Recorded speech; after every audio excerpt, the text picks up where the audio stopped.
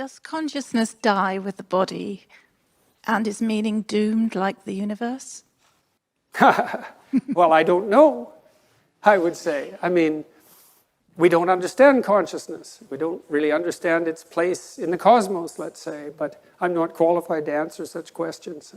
I would say, though, that no one stops listening to a symphony because they know it's going to end.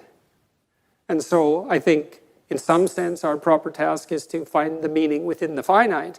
When I had clinical clients who were consumed with such questions, because, you can pick a time frame of evaluation that makes all your efforts futile, right? Well, the sun is going to envelop the earth. I think it's 4 billion years, so get ready. It's like, well, what's the point of stopping this baby from crying when the sun is going to envelop the earth in 4? Well, yeah, you all laugh, right? But that laughter, you see, that's a sign of wisdom. That's preposterous. Why?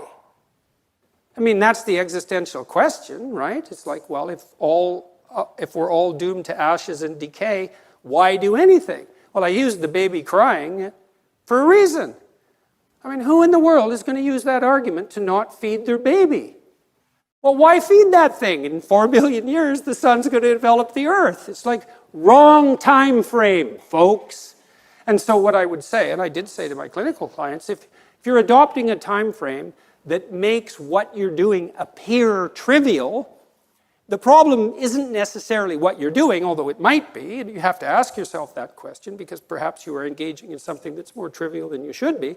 The problem is that your mind, which is capable of leaping across evaluative frameworks, has picked a time frame inappropriate for the task. So quit doing that. Instead, you could say, well, why don't you practice adopting the time frame that imbues your properly oriented action with the deepest possible apprehended meaning. And why would you not think that the fact that that meaning manifests itself with the proper choice of time frame, why wouldn't you accept the fact that's indication of a valid choice? It certainly feels like it.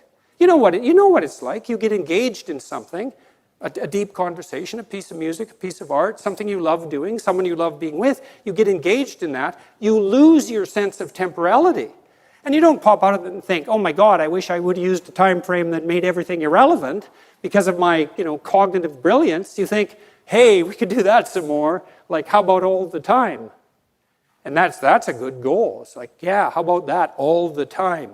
And then you've got time right when you're engaged like that. And I would say that's a profound neurophysiological signal that you're in the right place at the right time, right? Because it's accompanied by a sense of deep well-being, and that's literally an antidote to suffering. I mean that literally. It's with many of my clients who were suffering, what we would strive to do was not so much make them happy, because sometimes that was impossible. They were so crippled in so many ways, often physically and in pain, but something meaningful. That would keep them going and keep them from straying and keep them from thinking homicidal and genocidal thoughts, all of that. And meaning, that's the antidote to suffering. And the question is, well, how is that best to be found? Well, that's an empirical question. You have to look in your own life and see where meaning glimmers and then pursue that, right? That's what Harry Potter is doing, by the way, when he's chasing the snitch. Just thought I'd let you know. And you win the game if you catch that thing. So, well, that's not exactly right. You get 100 points, but, it'll do. So, another question. How about you? Hi, thank you very much for the lecture. You talked a lot about meaning, both from perception and in music and art. What do you mean by meaning? What is meaning, and where is its source? Meaning is implication for action or for reorganization of the perceptual frames that frame action. So there. Is that the sole aim of is that what you find in art and music? Yes, in complex ways. I mean, in music, you find this demand that the music lays upon you to orient yourself in relationship to this harmonious interplay of patterns. And you might say, well, why is that meaningful? Well, that's a good question. Well, it's because you're acting out something like the adaptation of your soul to the structures of reality itself.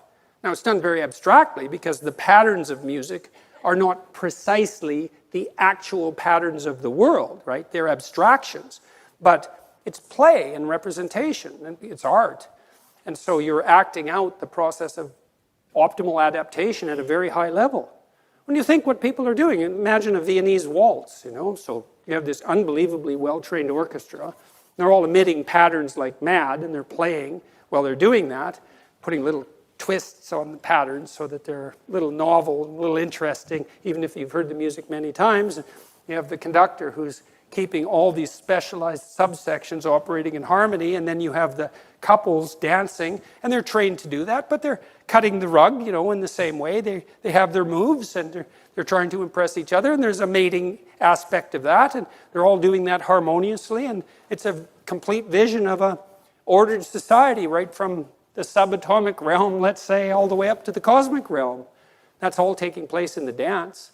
And people don't know that, but, well, they do know it too, And they know it in that they're acting it out. And there isn't anything, in some sense, that you know more deeply or believe more deeply than that which you act out. And you're not smart enough to understand the full totality of your actions.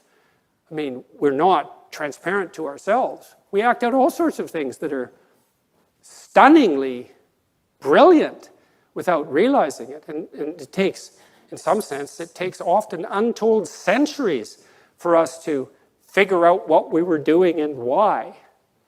And so that happens to you, in your own life when you have a flash of insight into your own behavior. That's why I was doing that. It's like, well, you were doing it. Why didn't you know? Well, you're complicated. You're really complicated and certainly not transparent to yourself.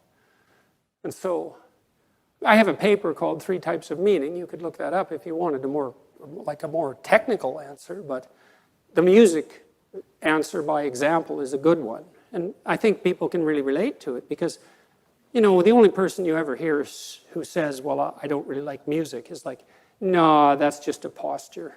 You like music. You just want to be, kind of interestingly different and controversial. And it's really something, right? And it's also interesting that music has this non-propositional structure that's completely opaque to rational argumentation.